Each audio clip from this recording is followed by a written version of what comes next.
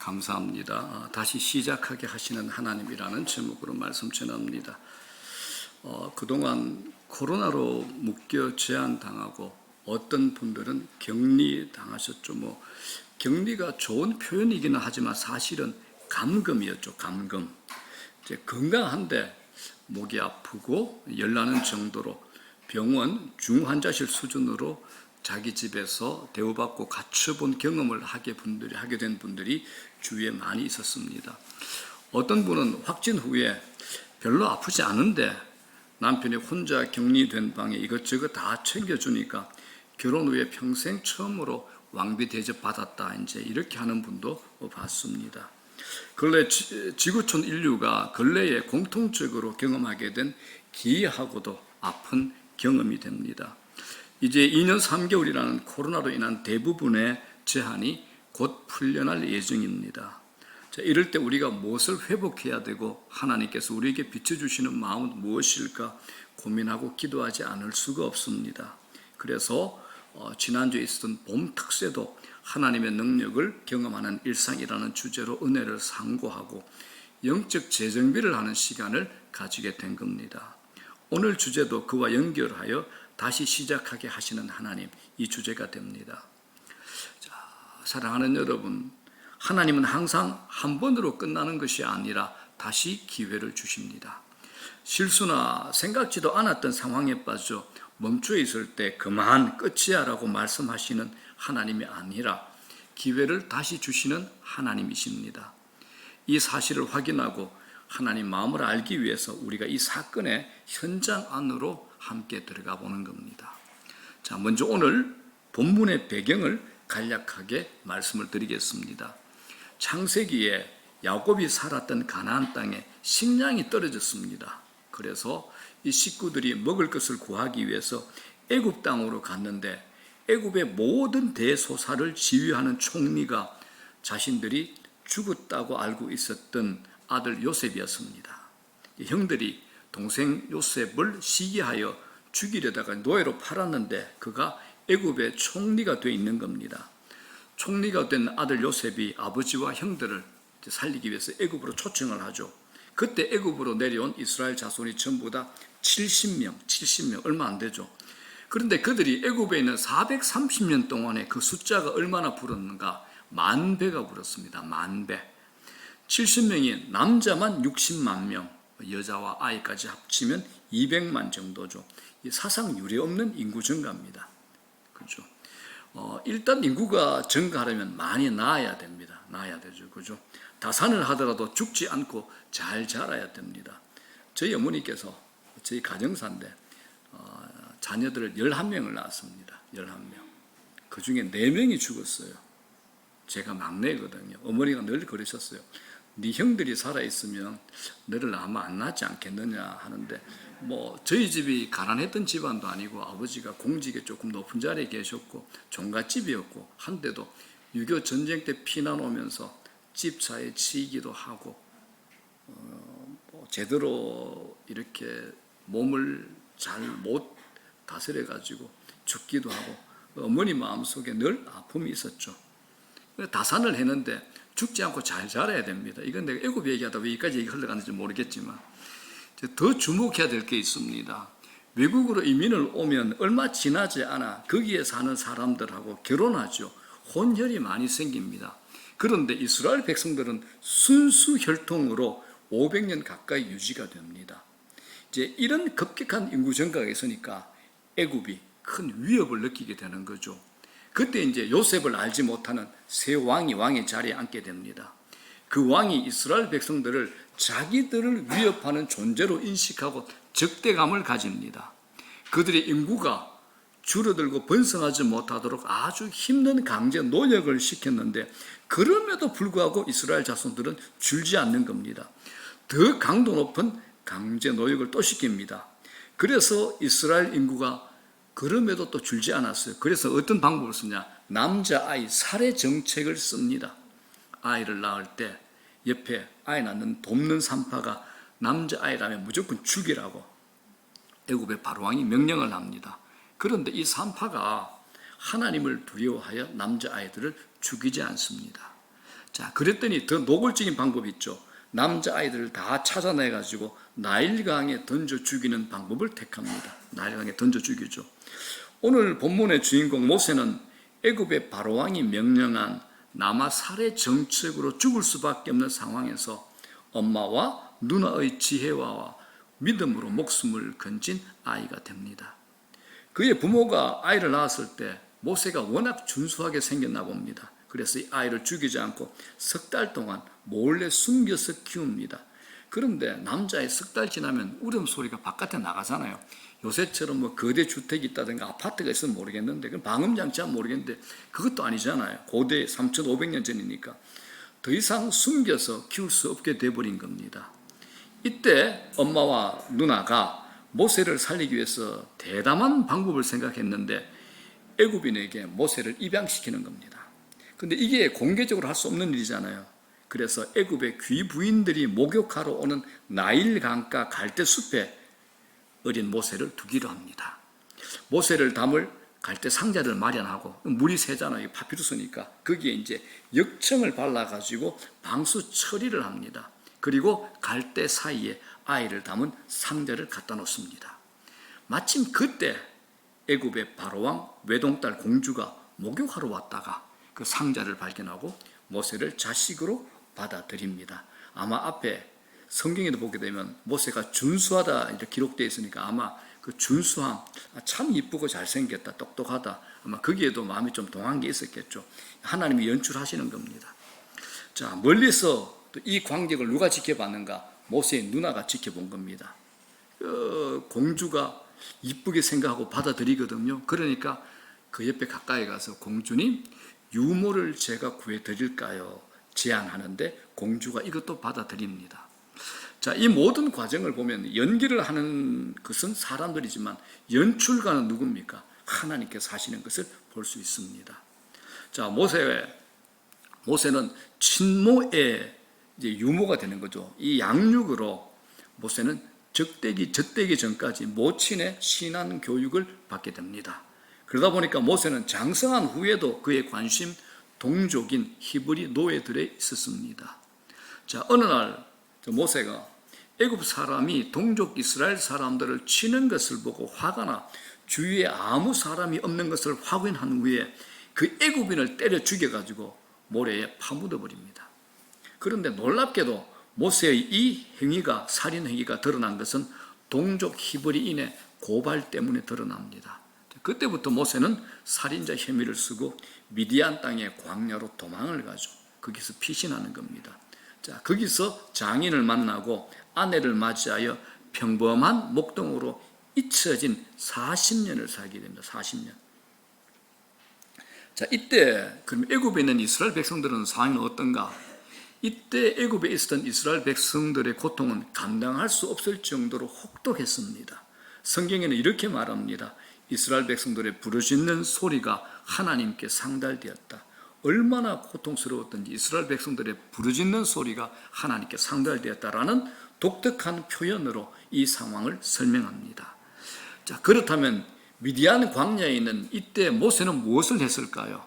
오늘 본문이 그때의 상황이 됩니다.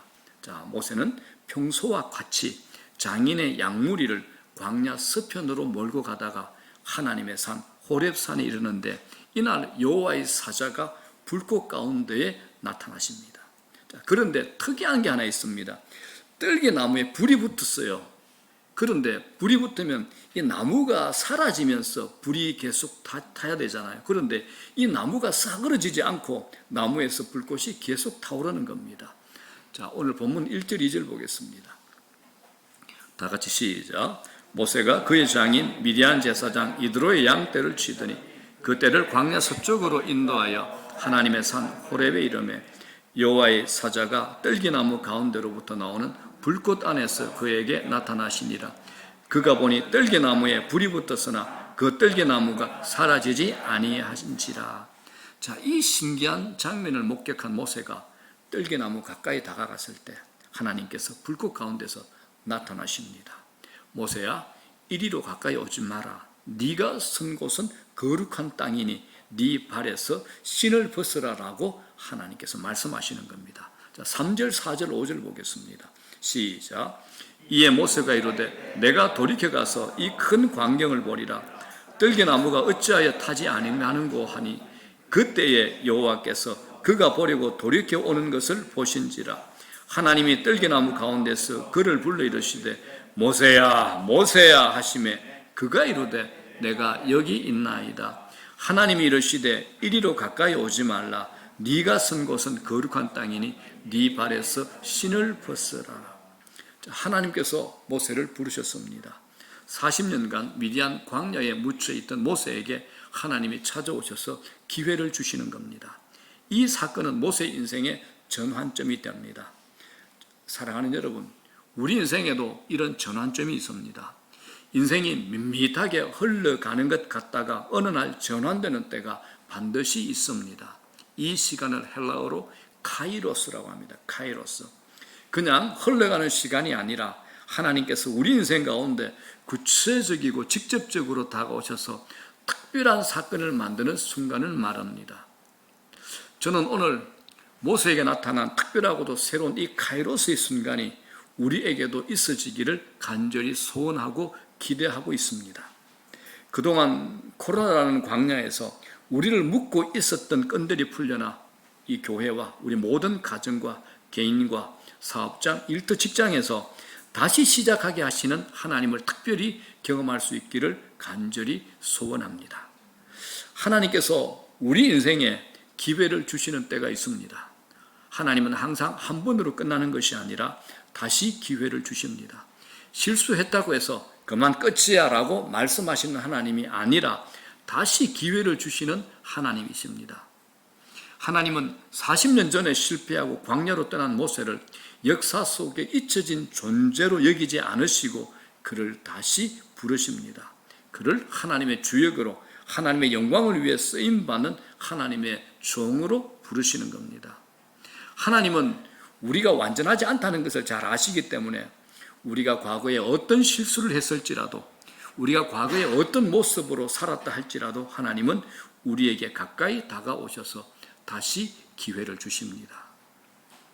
우리 인생의 전공이 뭡니까? 실수죠. 저도 돌아보니까 저 인생의 전공도 실수였습니다. 우리 실수 다 잘합니다. 과거를 돌아보면 우리는 늘 실수했지만 하나님은 우리에게 다시 기회를 주셨습니다. 아브라함이 실수를 얼마나 많이 했습니까? 작은 실수한 게 아니죠. 자기 철을 다른 남자 잠자리에 바친 것 아닙니까? 그런데 하나님은 그때마다 아브라함을 보호하시고 지키시고 다시 일으켜 세우신 겁니다. 베드로의 경우만 봐도 그는 실수를 한두 번 한 게 아닙니다. 베드로는 계속해서 실수합니다. 예수님이 십자가에 죽으시기 전 3번 예수님을 배반한 것 치명적인 과오 아니겠습니까? 만일 제가 예수님이었다면 베드로 절대 쳐다보지 않았을 겁니다. 그러나 주님은 베드로에게 다시 기회를 주셨습니다. 우리는 실패하고 넘어지지만 하나님께서는 언제나 다시 다가오셔서 결정적인 순간에 기회를 다시 주시는 분입니다. 중요한 게 있습니다.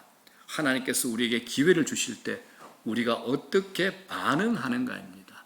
우리가 어떻게 반응하는가입니다. 하나님께서 기회 주실 때 바로 알아차리고 온전한 반응을 하는 것이 중요합니다. 오늘 여러분들에게 제가 꼭 묻고 싶은 것이 하나 있습니다. 요즘 하나님께서 여러분들에게 비춰주시는 하나님의 마음이 있습니까? 여러분들 마음에 비춰주시는 하나님의 마음이 어떤 것인가? 여러분들 그걸 받은 적이 있습니까?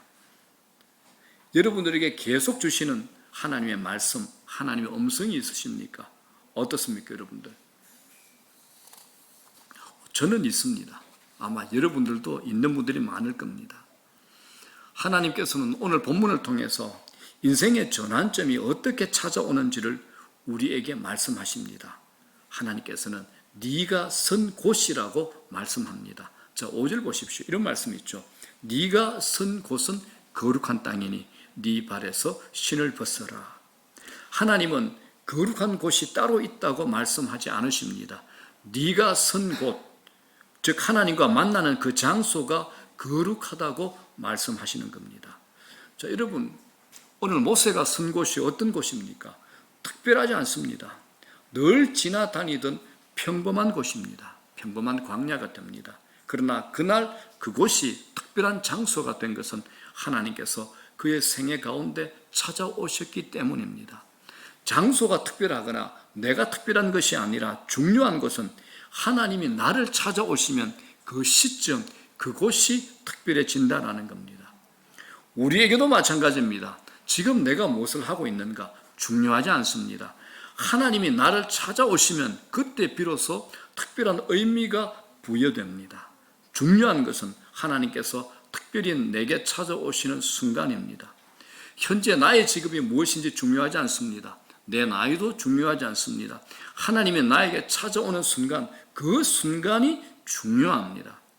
30살인데 하나님께서 그때 찾아오셨다면 그때는 인생의 불꽃이 튀는 순간이 됩니다. 60세라도 마찬가지입니다. 60세라고 해도 하나님이 찾아오시는 그 순간이 인생의 전성기가 될 수 있습니다. 오늘 모세는 하나님께서 몇 세에 찾아왔나요? 80에 찾아오셨습니다. 80에. 나이, 직업과 상관없습니다. 하나님이 내 인생 한가운데 찾아오는 그 순간 우리가 서 있는 곳이 거룩한 땅이 됩니다.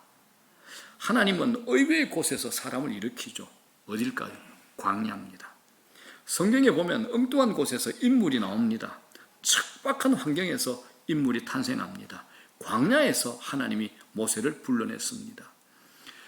사람들이 착각하고 있는 것이 있습니다. 지금 자신이 하고 있는 일에서 빛을 보지 못한다고 다른 곳으로 자꾸 옮겨다니는 사람들이 있습니다. 아, 지긋지긋해. 나 빨리 이 일 그만둬야 되겠어. 이렇게 말하는 분들이 있습니다. 그런데 그렇지 않습니다. 성경이 말하는 게 있죠. 지금 내가 있는 이곳에서 하나님의 영광을 보리라. 이런 태도를 가져야 됩니다. 지금 대충 때우면서 한 방을 기대하는 것, 이것 도박 심리입니다. 하나님은 모세에게, 광야에 있는 모세에게 뭐라 그럽니까? 네가 선 곳은 거룩한 땅이다라고 말씀합니다. 은행가에서 전설처럼 회자되었던 한국유류의 창업자이신 최태섭 회장님이라는 분이 계십니다. 장로님이죠. 6.25 전쟁 중입니다. 서울의 은행에서 융자를 받아 작은 사업을 하던 중에 6.25 전쟁이 일어납니다. 피난을 떠나야 될 형편입니다. 피난길을 준비하던 중에 자신이 빌린 돈을 은행에 갚아야 할 날짜가 된 것을 알고 돈을 준비해서 이제 은행에 갑니다. 그때가 이제 중공군이 개입한 일사후퇴 때인데 중공군이 서울로 들어오기 몇 시간 전입니다. 전쟁통에 사람들 대부분이 돈이 될 만한 거 다 뭐든 챙겨서 떠나는 상황이었는데 이분은 반대로 돈을 들고 빌린 돈 갚으러 은행을 찾아간 겁니다. 돈 가방을 딱 열어 젖히면서 은행 직원을 부릅니다. 빌린 돈 갚으러 왔습니다. 은행 직원이 매우 난처해졌죠. 아주 난처한 표정으로 말합니다. 빌린 돈 갚겠다고요? 전쟁통에 장부가 어디 있는지 모릅니다. 장부의 일부는 부산으로 보냈고 일부는 분실됐습니다. 돈 빌린 대부분 사람들 돈 갚지 않아도 된다고 생각하는 마당인데 그래도 갚으시게요. 은행 직원의 말에 이분이 잠시 어떻게 해야 할지 망설입니다. 사실 그때는 전쟁통이라 갚을 돈을 은행 직원에게 준다고 해서 그 돈을 은행 직원이 자기 주머니에 넣을 수 있을 것이라는 생각을 누구라도 하지 않겠습니까? 그래서 돈을 가방에 도로 집어넣으려는 순간 성경 시편 말씀이 번쩍 떠오르더랍니다. 하나님의 마음이 그분의 마음에 비춰진 겁니다. 시편 23편입니다. 24편 3절 4절 5절 시작. 여호와의 산에 오를 자가 누구며 그의 거룩한 곳에 설 자가 누구인가? 곧 손이 깨끗하며 마음이 청결하며 뜻을 허탄한 데 두지 아니하며 거짓 맹세하지 아니하는 자로다. 그는 여호와께 돈을 받고 구원의 하나님께 의를 얻으리니. 거룩한 곳에 설 자가 누구인가? 손이 깨끗하고 마음이 청결하고 뜻을 허탄한 데 두지 아니하며 거짓 맹세하지 아니하는 자로다라고 얘기를 합니다. 이 말씀 때문에 돈을 갚습니다. 그리고 은행 직원에게 영수증에 돈 받았다는 도장을 찍어달라고 해가지고 그 영수증 하나 딱 받아놓습니다. 그리고 시간이 흘러서 6.25 전쟁이 끝이 나죠. 이분이 제주도에서 군납 사업을 시작했는데 물량이 많아지자 원양 어선을 구입해야겠다는 마음을 먹게 됩니다. 그런데 수중에 큰 배를 살 돈이 없잖아요. 담보물도 없어 배를 구입할 수가 없었습니다. 그래서 부산의 큰 은행을 찾아가 융자를 신청했는데 전쟁이 막 끝난 직후라 불가능한 상황에서 은행에서 거절을 당합니다. 융자받기를 포기하고 은행 문을 나서려다가 문득 자신이 몇 년 전에 전쟁 중에 피난길에 서울에서 갚은 은행빚이 잘 정리되었는지 알아봐야겠다는 그 생각이 들어서 발길을 도로 돌려서 예전에 받은 그 영수증을 은행 직원에게 보여줍니다. 영수증을 본 은행 직원이 깜짝 놀라서 소리를 치죠. 바로 당신이군요. 피난 중에 빚을 갚은 사람이 있다고 전해 들었을 때 세상에 이런 사람도 있구나라고 생각했는데 당신의 그 일은 은행가에서 전설처럼 회자되고 있습니다. 직원이 이분을 은행장의 방으로 인도했고 은행장은 당신처럼 진실하고 정직한 사업가를 만나본 적이 없습니다 라고 말하면서 필요한 금액을 흔쾌히 융자해 주었다고 합니다. 그때부터 사업이 아주 번창하게 되어서 이분이 한국유리의 창업주, 한글라스의 창업주 최태섭 장로님입니다. 자, 여러분 생각해 보십시오. 전쟁 중이었던 자신의 그 자리가 거룩한 자리였습니다. 이분은 하나님께 민감하게 반응한 사람입니다. 하나님은 가장 적절한 순간에 우리에게 찾아오시기를 원하십니다. 조금이라도 늦거나 빠르지 않고 정확하고 적절한 시간에 우리 가운데 찾아오십니다. 그렇기 때문에 여러분 오늘도 영적으로 민감하게 바라보십시오. 어떤 상황에도 실망하지 말아야 됩니다. 그건 허비되는 시간이 아니기 때문에 그렇습니다. 주변의 환경이나 사람들로 인해서 원망 불평하지 마십시오. 뭔가 바뀌면 행복할 것이라고 생각할 때가 우리가 참 많은데 하나님은 이렇게 말씀합니다. 네 자신을 바꾸어라. 네가 바뀌는 것이 빠른 길이다 라고 우리에게 말씀하십니다. 우리가 모든 것을 어떻게 다 바꾸겠습니까? 그런데 하나님의 은혜를 받고 삶의 변화가 일어나면 천지가 다 변합니다. 나를 둘러싼 상황이 더 이상 문제가 아니라는 것을 깨닫는 순간이 오게 되면 우리는 기가 막힌 인생을 살게 되는 겁니다. 자, 5절 다시 보겠습니다. 다 같이 읽습니다. 시작. 하나님이 이르시되 이리로 가까이 오지 말라. 네가 선 곳은 거룩한 땅이니 네 발에서 신을 벗어라.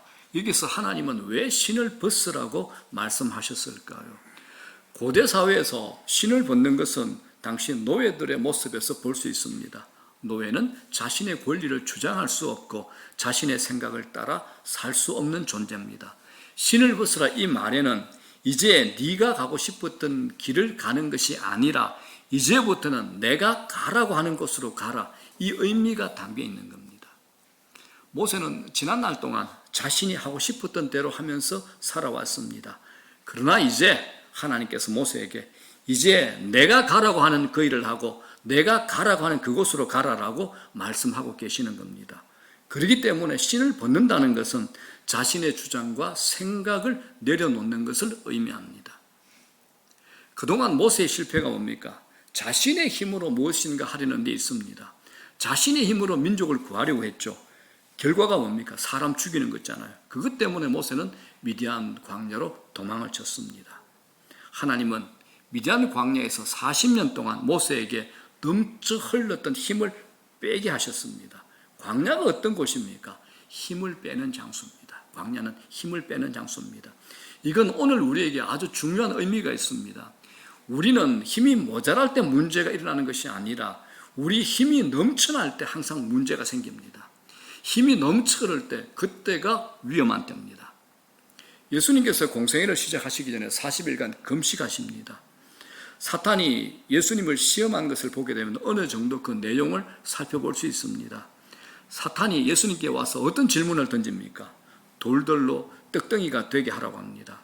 사탄은 예수님이 하나님의 아들 되심을 압니다. 그리고 예수님께서 완전한 신적 권세와 능력을 갖고 있음을 알고 예수님을 시험한 겁니다. 예수님은 돌이 떡이 되는 거, 이것보다 더한 것도 얼마든지 하실 수가 있는 분입니다. 사탄이 그것을 알고 네가 하나님이 되라라고 예수님을 유혹한 겁니다. 그런데 육신을 입고 이 땅에 오신 예수님은 이 땅에서 당신의 능력을 드러내기보다는 십자가를 지시고 우리를 구원해야 되는 겁니다. 십자가가 뭡니까? 가진 모든 것을 내려놓는 겁니다. 모든 힘을 포기하는 것이 십자가입니다. 사탄의 모든 공격, 내 힘과 관련되어 있습니다. 네가 하나님이 되어봐라. 네가 가지고 있는 힘을 한번 써봐라. 최선을 다해서 한번 써봐라. 다 써봐라. 이게 우리의 유혹이 됩니다. 잊지 마십시오, 여러분. 하나님 일하시는 분, 어떤 경우도 하나님은 인간의 혈기를 사용하지 않습니다. 하나님의 일은 인간의 혈기로 절대로 이룰 수 없는 거라는 겁니다. 우리 안에 혈기를 빼지 않으면 하나님께서 먼저 그 부분을 다루신 뒤에 쓰십니다. 아주 괴롭죠. 아주 힘듭니다. 자신의 힘으로 일하려는 사람은 하나님께서 반드시 광야로 밀어넣어서 힘부터 빼는 작업을 하게 하십니다. 사도 바울이 어떻습니까? 갈라디아서 보면 나오죠. 예수님 만난 후에 아라비아 광야에서 3년 생활을 합니다. 하지만 하나님은 사도 바울에게 육체의 가시, 연약함을 그대로 박아 놓으셨습니다. 얼마나 똑똑합니까? 얼마나 리더십이 있습니까? 고집셉니까? 그래서 사도 바울이 육신대로 하려는 힘을 내려놓게 하시고 혈기나 자신의 능력이 아니라 하나님의 능력으로 사역을 감당할 수 있도록 그에게서 힘을 빼게 하는 작업이 뭡니까? 육체의 가시를 박아놓은 겁니다. 힘 빼기 기술 아세요, 여러분? 힘 빼기 기술. 세상에서 가장 힘든 기술이 바로 힘 빼기 기술입니다. 이게 되지 않으면 혈기가 남아 있어서 한순간에 큰 실수하고 무너지게 됩니다. 여러분들 영화 보시죠? 무협 영화 안 보시나요? 미안합니다. 성경만 보시는구나. 미안합니다. 고수들이 이제 문화생들에게 무술을 가르칠 때 그냥 가르쳐 주지 않죠. 마당 설계하고 설거지 시키고 구박을 하고 수모를 주고 계속해서 힘들게 합니다. 그래서 제자들이 어떻게 합니까? 대부분 열받아서 나갑니다. 그래도 끝까지 참아내는 사람을 수제자로 삼고 훈련시키는 겁니다. 힘을 가지게 될 때 그 힘을 함부로 쓰지 못하도록 하기 위해서 태도를 스승은 가르치는 겁니다. 사람들은 내가 무엇인가를 배웠기 때문에 하나님이 그것을 사용할 것이다 라고 착각합니다. 공부를 많이 하면 하나님이 쓰실 것이라고 착각합니다. 무엇인가 내가 가지고 있으면 하나님이 자신을 쓰실 것이라고 착각합니다. 그렇지 않습니다. 오늘의 모세가 어떤 사람입니까? 애굽의 왕자로 있을 때 제왕학을 배웠죠. 공부했죠. 천문학, 군사학, 역사, 지리까지 모든 학문을 다 통달한 사람이 모세입니다. 당시 애굽은 세계 최강의 제국이었습니다. 그런데 모세는 자기가 통달한 학문으로 졸업시험에서 뭘 했나요? 사람 죽였습니다. 졸업시험에서 사람 죽인 겁니다. 모세가 40년간 고생한 이유가 여기에 있습니다. 그래서 지금 우리는 굉장한 장면을 보고 있는 겁니다. 하나님께서 모세를 40년 동안 광야에서 고생하게 한 후에 힘을 다 빼게 만든 후에 그를 부릅니다. 첫 번째 지엄하신 명령이 뭡니까? 모세야, 네 발에서 신을 벗으라라고 명령하신 겁니다. 이 말은 모세야, 네가 고집한 대로 네가 주장하며 살았던 네 고집을 다 내려놔라. 그건 내려놓지 않으면 또 사고 친다. 또 40년간 더 살아볼래? 이런 의미가 담겨 있는 겁니다. 신을 벗지 않으면 하나님의 부르심을 받을 수 없다라는 것입니다. 사람들은 성령의 능력이 임하면 에너지가 생기고 불이 번쩍하는 이렇게 생각을 합니다. 그런데 성령이 임하셨을 때 우리에게 가장 마지막으로 결론적으로 최종적으로 임하는 역사는 뭐냐? 성령의 9가지 열매입니다. 성령의 열매가 최종적인 결론입니다. 자, 갈라디아서 5장 22절 23절 성령의 9가지 열매입니다. 시작. 오직 성령의 열매는 사랑과 희락과 화평과 오래 참음과 자비와 양성과 충성과 온유와 절제 이 같은 것을 금지할 법이 없느니라. 이게 성령의 9가지 열매입니다. 이 중에 힘들어가는 거 어디에 있습니까? 여러분, 사랑이 뭡니까? 사랑이 뭡니까? 뭐 오래 참고 사랑은 눈물의 씨앗 이러면 이제 과거가 들통나는 겁니다. 사랑이 뭐냐? 2가지입니다. 져주는 거, 손해보는 거. 이게 사랑입니다. 성경이 말하는 사랑은 져주는 거, 손해보는 겁니다. 희락, 기쁨입니다. 내 힘을 쓰는데 상대에게 기쁨이 있을까요? 화평을 만들기 위해서 내 힘 가지고 되나요? 오래 참으면 내 힘으로 되나요? 자비, 양선이 뭡니까? 착한 일입니다. 충성이 뭡니까? 내 시간에 헌신하는 것. 이게 힘으로 됩니까? 온유가, 절제가, 마지막이 절제잖아요. 절제가 힘으로 되는 겁니까? 아니요. 힘 빼야 되는 겁니다. 이 9가지 열매 중에서 자기 힘이 들어가서 할 수 있는 것은 아무것도 없습니다. 하나님께서 모세에게 하늘의 능력을 부여하고자 하십니다.